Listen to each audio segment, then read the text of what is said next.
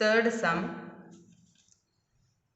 represent the function f equal to 1, 2, 2, 2, 3, 2, 4, 3, 5, 4 through an first division and arrow diagram, second வந்து a table form and third one வந்து graph.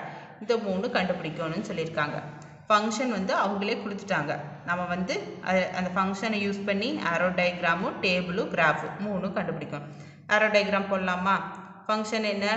1, 2, 2, 2ன்னு கொடுத்துருக்காங்களா?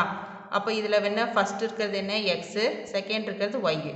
அதே மாதிரி தான் எல்லாத்துக்கும் வரும். ஸோ இப்போ எக்ஸ் தனியாக எடுத்துக்கிறாமா? எக்ஸை வந்து ஏன்னு எடுத்துக்கலாம். அப்போ ஏ வந்து ஃபஸ்ட்டு ஒன்று இருக்கிறது என்ன? 1, செகண்டில் ஃபஸ்ட்டு ஒன்று இருக்கிறது 2, செகண்டில் தேர்டில் ஃபஸ்ட்டு ஒன்று இருக்கிறது 3, அதே மாதிரி 4, அப்புறம் 5 எல்லாத்தையும் ஏல எழுதிக்கிறேன். நெக்ஸ்ட்டு செகண்ட் ஒன்று இருக்கிறது ஒய், அதை வந்து பின்னு எடுத்துக்கலாம். 2, நெக்ஸ்ட் என்ன? 3, நெக்ஸ்ட் என்ன? 4. இந்த 3 தானே இருக்குது, அதை எழுதிக்கலாம். இப்போது 1 வந்து எதுக்கு போகுது? 2க்கு போகுது. எகெயின் 2 வந்து எதுக்கு போகுது? 2க்கு தான் போகுது. ஸோ 3 வந்து எதுக்கு போகுது? 2க்கு தான் போகுது. அதை வந்து ஆரோ மூலிமா நாம் இங்கே டிஃபைன் பண்ணியிருக்கோம். அதே மாதிரி 4 வந்து எதுக்கு போகுது? 3க்கு போகுது. 5 வந்து எதுக்கு போகுது? 4க்கு போகுது. அது ஆரோ மூலிமா போயிருக்கு. இதுதான் நம்மளோட ஆரோ டயக்ராம். டேபிள் ஃபார்ம் எக்ஸில் இருக்கிறது அப்படியே எழுதிக்கிறோம். எஃப் ஆஃப் எக்ஸு வேல்யூ என்ன? 2, 2, 2, 3, 4 அதை அப்படியே எழுதிக்கிறோம். இங்கே மெனி டைம்ஸ் போயிருந்தாலும் டேபிள் எழுதும்போது 3 டைம்ஸ் எழுதி தான் இருக்கும்.